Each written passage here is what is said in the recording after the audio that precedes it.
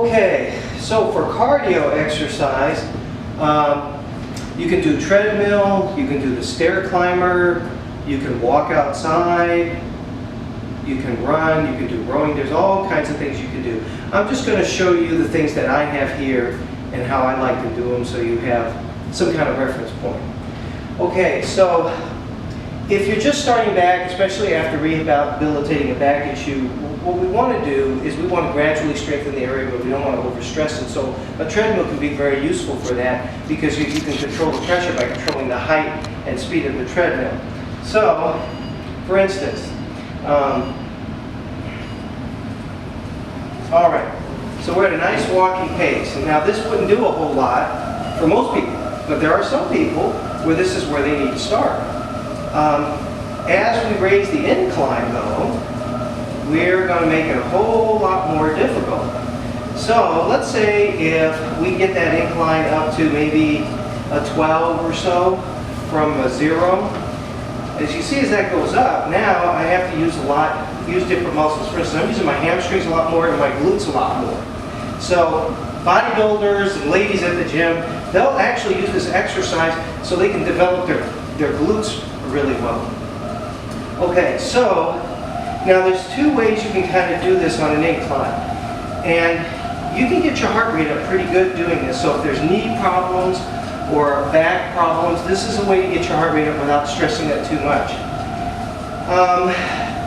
If you are rehabilitating from a back injury, we don't want to put the incline too high to start because that does put more pressure here.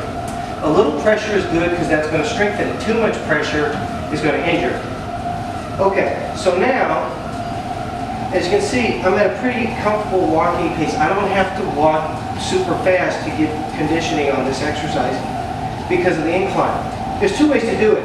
You can bend your knees like I'm doing here and step like you would on stairs, and that's going to hit more your quads.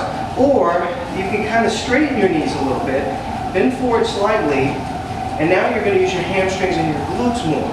I'm not holding on to this though. There we go. Okay, so if you're doing it this way, it's kind of like you got to make believe like your legs are a pair of scissors. It's like, I call it scissor walking. And you can get a really good workout on your legs doing this and get your heart rate up. Okay, now, let's say I do a little bit of that, and I'm getting a little more advanced, or I want to break it up a little bit, so maybe I'll do a little bit of light jogging. I like to bring the incline down to maybe a 0.5 or a 1, rather than perfectly flat. And, okay, now I'm going to start off real slow. Now notice, when I'm running, I'm not doing this. You see people doing this all the time. They're running, and they're hitting with their heels, and the treadmill is shaking. That's very bad. What you're doing is you're just sending all that shock up through your knees and your low back. All right? So, if you look at this, you'll see a lot of people run like this. They run in the street now. This is not a natural gait. Nobody can run like this except with shoes on. If you were to take your shoes off, your brain has an inhibition mechanism. It won't allow you to heel strike when you're running. So sometimes what I'll do with people is I'll put them on the treadmill, I'll have them take their shoes off so they can see what their normal running gait should be. All right, so this is what you'll see a lot of people doing. That's bad. Now, what you want to do is more like this. See, I've come up on my toes a little bit.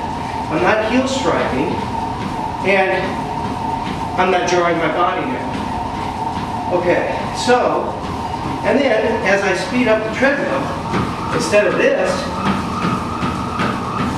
and I can see the treadmill shaking, it's this. And you can hear the difference. That's the difference in the pounding. So what I'm doing is I'm using my calves the way they should be used, which is like a shock absorber. So when you see people running, real runners running in athletes competing, you'll see they're not heel striking. They're landing more on their towards the sole of their foot. Okay? All right.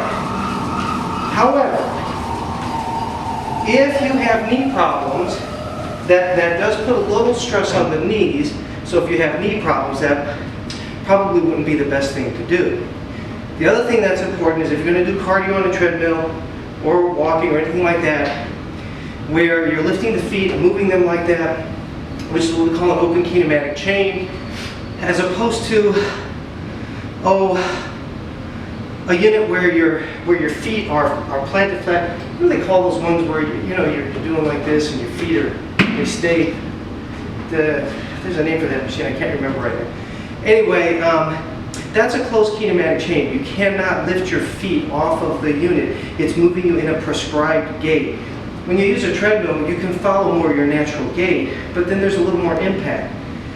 Impact is not a bad thing, so long as you have decent form.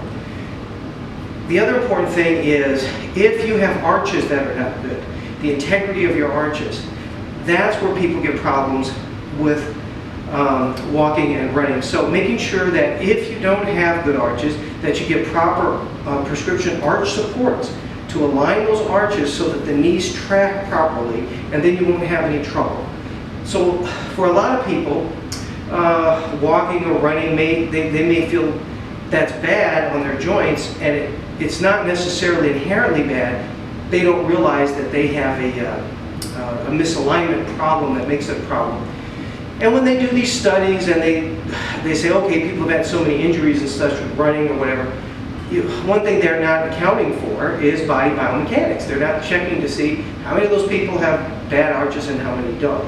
So, very good exercise, provided you're doing proper form and you've got a decent knees and arches to do the exercise. Even walking, if you're just walking on the treadmill, and especially if you're trying to lose weight and you're heavier, walking on an incline is a great way to do it. You still want to make sure you got good arch supports in there so you don't get problems with your knees from the repetition. Okay, so that's the treadmill.